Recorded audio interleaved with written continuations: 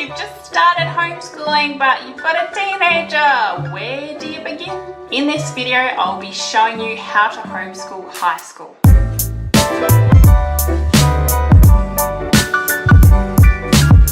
When you start homeschooling a high school, it seems like a massive task and there's a lot that is expected of you. There's certainly different challenges when you think about homeschooling a high schooler as opposed to a younger student. Before you get started, you really want to begin by deschooling your students. So all that is spending a few months off and just having fun with them so that they can relax and that they can just begin to see you as their friend as well as their teacher, but very much their friend, and you're going to work together so that your child learns the things that you want to impart to him. While you spend this 3 months deschooling, check out your homeschooling laws. So you're either going to be in a state that has high, medium, low or no homeschooling laws. And so what curriculum or what program or method or unschooling, whatever that is, will depend on what the laws are in your area. Also, during this period of deschooling, make sure you find out what your homeschooling method is. This will save you a lot of heartache as you use the educational method you prefer to homeschool instead of just using a generic one that everyone might use and that might not suit everyone. You can do this by going to my website and taking the quiz. I'll send you a free homeschooling methods quiz and then a 6-day free course on homeschooling methods. So by the end of it, you'll know exactly which homeschooling method you want to choose and what suitable curriculum are for the homeschooling method you've chosen. I also think that it's a really good idea to develop a mission statement. So why are you homeschooling? Is it to get a good education? Is it to teach your children more about Christ? What is it? Write it down, write down your mission statement, and then write down a list of goals that you can follow as well. Now, when you begin homeschooling a teenager, it is a little bit more difficult than if you started homeschooling your child from day dot of their school education. And that is because they've had so many years of school previously, and that can be really difficult because at school they were being taught by a teacher, they were being spoon-fed. But the goal of homeschooling is that you get children to teach themselves. By the end of their education, you want them to have a lifelong passion for learning and you want them to self-motivate themselves. So homeschoolers are amazing at self-motivating themselves to do so many things, courses, maybe entrepreneurial adventures, those sorts of things. They're great at it. They read tons of books because they want to, not because they're forced to. And that is great. That's great practice for later on when they're going to get a career. They can learn, they can upskill by themselves instead of being pushed to do that.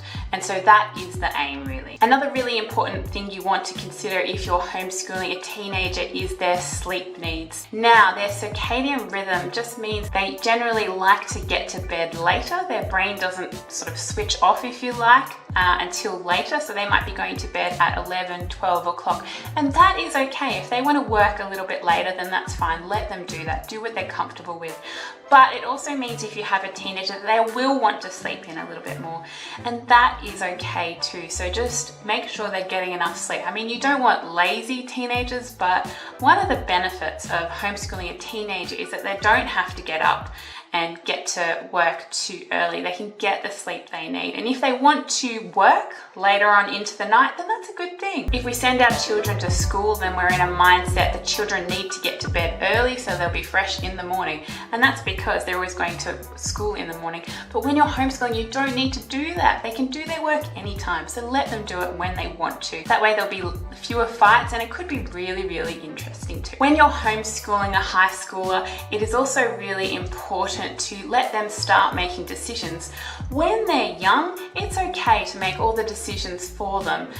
You could let them make a few decisions, but when you're homeschooling an adolescent, it's really important to let them start making those decisions yourself. And if you were homeschooling the whole way through, then you could have gradually let them make more and more decisions. But if you're starting to homeschool when your child is a high schooler, then it is important to let them start driving their own education, let them start having more responsibility around the house so that they take those good habits and they take that into further education or into an entrepreneurial venture. It's also really important when you're homeschooling a high schooler to sit down with them and find out what they want to do. A lot of the time as parents, we sit down and we think, oh, yes, these are my goals and these are my dreams, but we don't really consider the child. If you consider the child and you sit down with them and you say to them, well, what do you want to do? Then you're collaborating together, and what you'll find is that they're much more willing to do a curriculum or to do a program if you have consulted them. And I guess you've given them that respect to say, hey, what do you want to do? The other thing that that consultation does is it promotes interest-based learning. And what they found with interest-based learning is if you get a child interested in a subject, then they're going to learn that so much more because they want to remember it, they want to find out. Whereas if you give them something and they're really bored, if you gave me algebra, you're not going to want to do it. It's going to feel like pulling teeth. You're not going to enjoy the homeschooling experience either, and your child will not. So a good way to enjoy it is to consult them about what they want to do as well. So a lot of the things that they say, you might not be able to incorporate that in, but a lot of them you will, and you might end up finding that they are running their own education, which is fantastic because in a few years they're going to graduate from high school and go into the big world, and they need to run their own life there anyway. So that's a good thing. Now, unless a child is studying something they're really interested in, if it's a subject that they need to do, such as mathematics, but they're not that interested in it, try and keep the lessons as short as you can so that they're still interested. They can maintain, say, 20 minutes of interest, and just do that. Maybe break it up.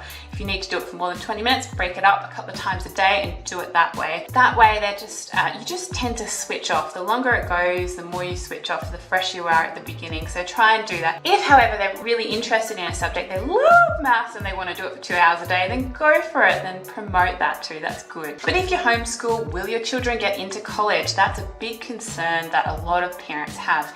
And the answer is that yes, they can easily get into college. In fact, some colleges prefer enrolling high school homeschoolers because they find that they are just brilliant at teaching themselves and they're really geared to learn and they love it. When you are thinking of college, make sure you have a look at the course that your adolescent is aiming to get into, and then you can build your homeschooling course with that in mind. Having said that, I think a lot of parents say, okay, you do your high school course and then you go and do college, and that is just what is done these days.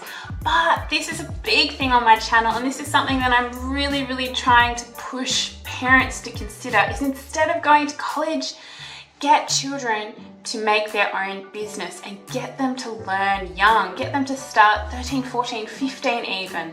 Get them to begin that early and find a niche in the market. These days, people do not think for themselves. And so if you get a kid who thinks for themselves, who starts their business early, and just gets it going and is really keen about it, then that's a great thing, and they can make tons of money. They can be their own boss. They don't need to be taught by people who have unusual ideas sometimes in college, and that's a really good thing. So I really encourage you to have a look at my other videos. I'll link them below in the description box below, but have a look at my other videos on becoming an entrepreneur. They're brilliant, and I think that your child will love it and you'll love looking at those ideas together. Okay, so that is homeschooling in high school. I really hope you found this video helpful and it will help you on your homeschooling journey. Please comment in the description box below, maybe if you knew everything, that's fantastic, or if anything was new to you. And like I said, I really encourage you to have a look at going down the entrepreneur pathway instead of just the college route, which everybody seems to do these days. Okay, don't forget about the Homeschooling Methods quiz and the free 6-day course as well. Again, I'll link it in the description box below. Thank you everyone, and I will talk to you next time. Bye.